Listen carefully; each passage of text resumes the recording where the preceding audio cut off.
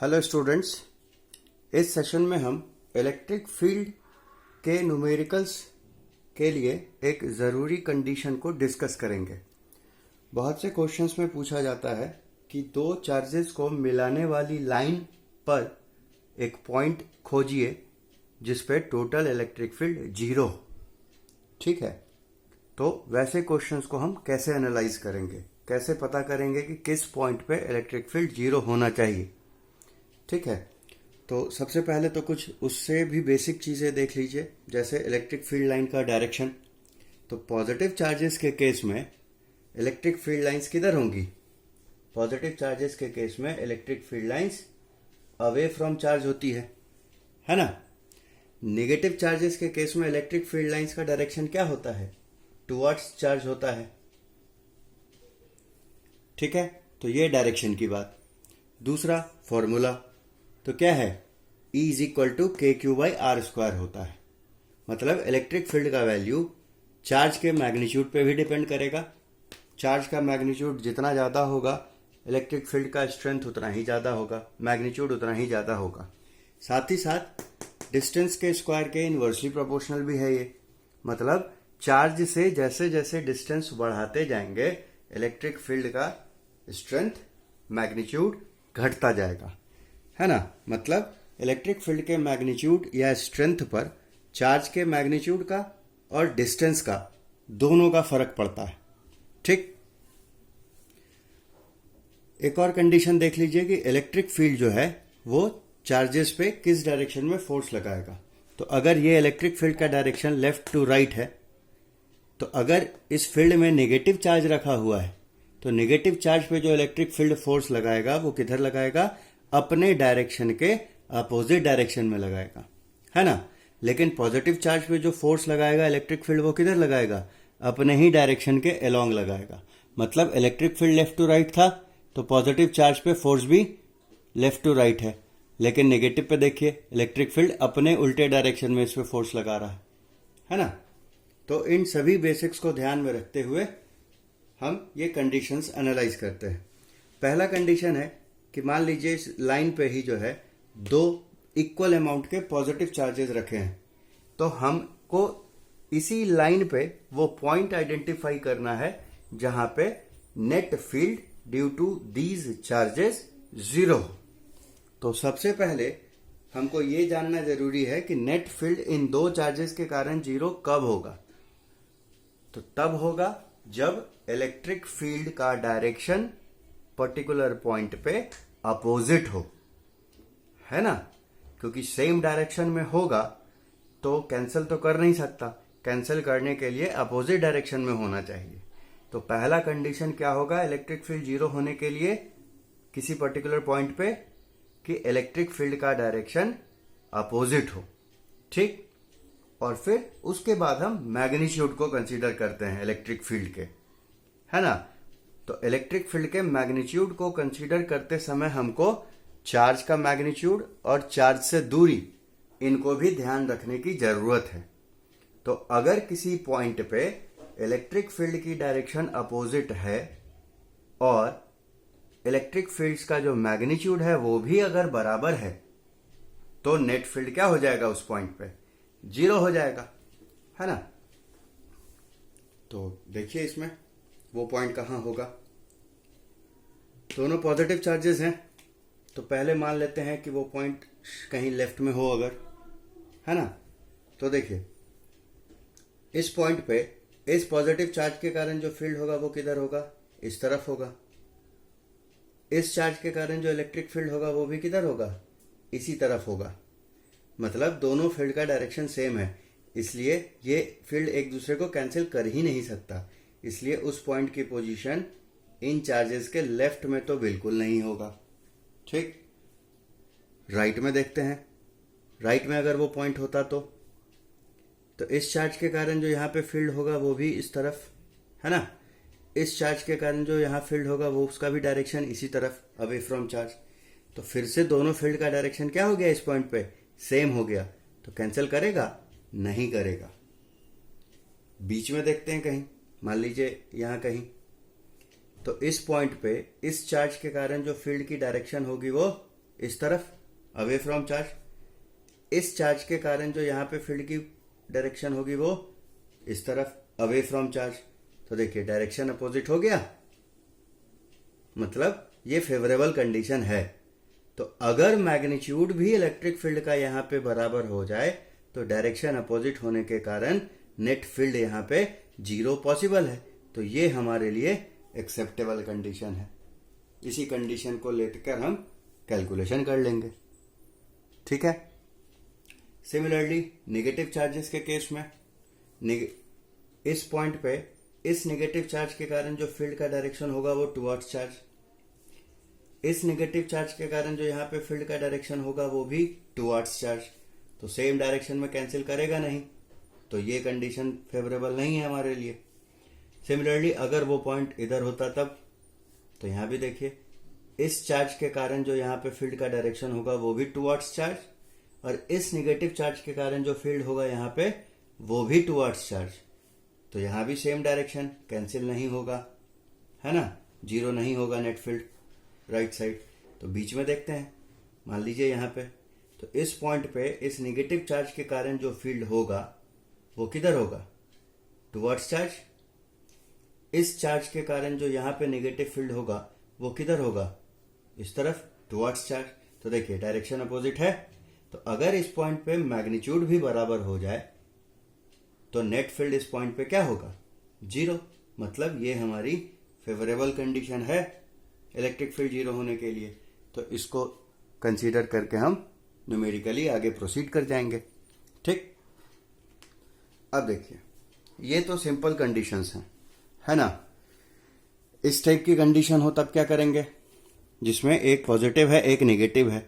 यहां भी एक पॉजिटिव है एक नेगेटिव है, लेकिन डिफरेंस देखिए क्या है, यहां पॉजिटिव का मैग्नीट्यूड ज्यादा है, यहां नेगेटिव का मैग्नीट्यूड ज्यादा है ना। तो यहां हमको चार्ज का मैग्नीट्यूड भी ध्यान रखना है और डिस्टेंस भी ध्यान रखना है, ठीक है। तो एनालाइज करते हैं।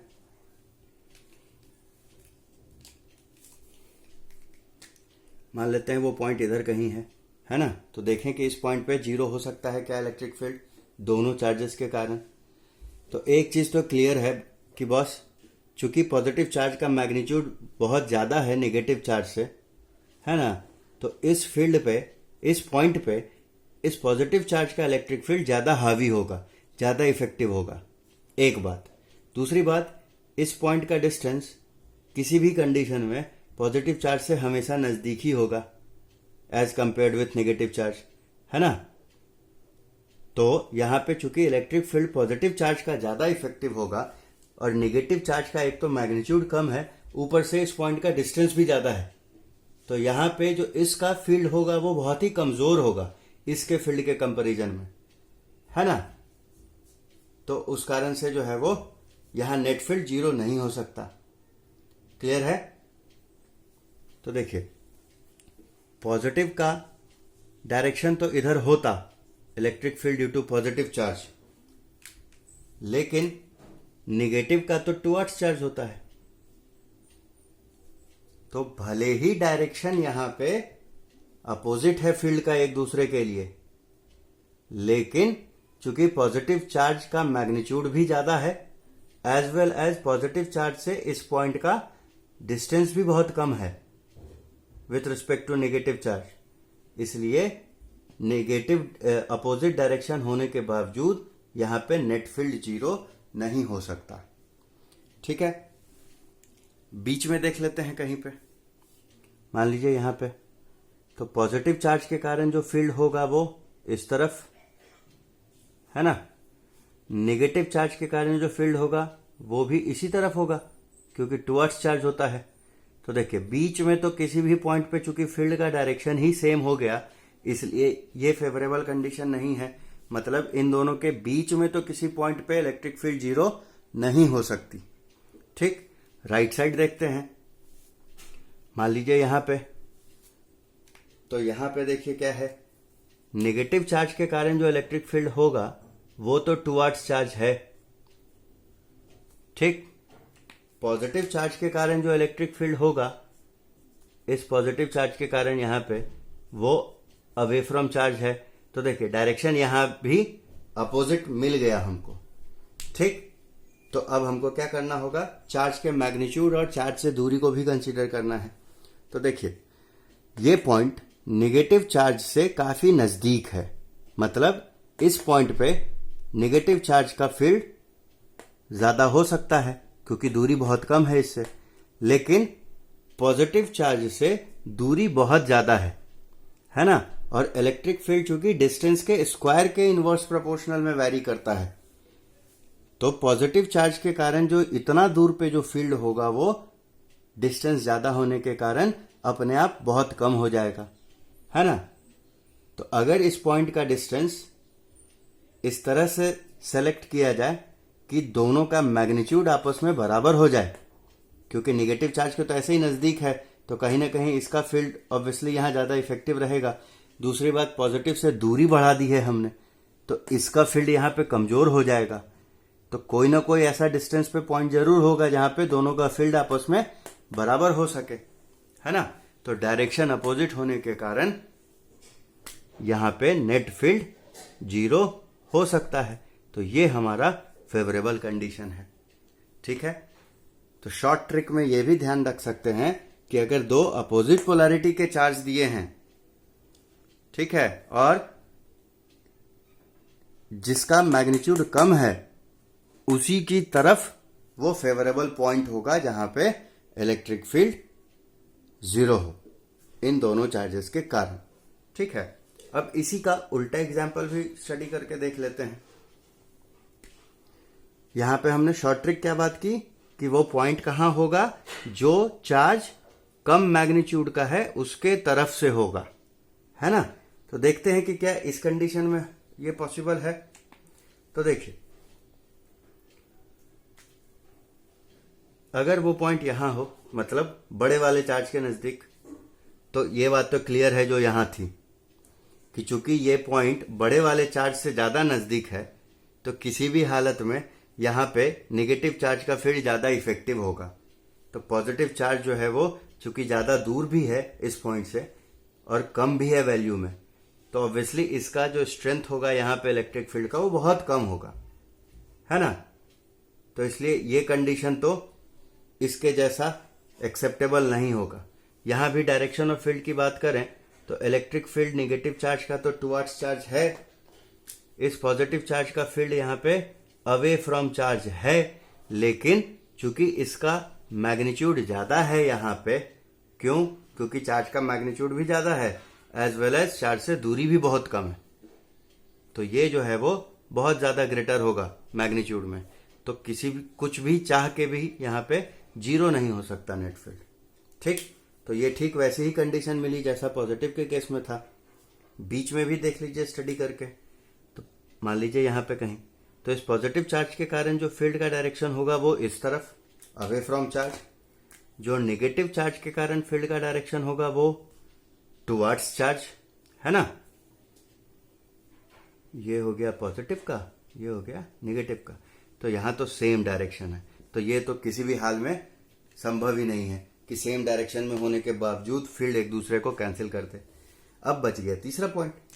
तो मान लीजिए वो पॉइंट इधर कहीं है, तो पॉजिटिव चार्ज के कारण यहां पे जो फील्ड होगा वो किधर, इस तरफ, ठीक है।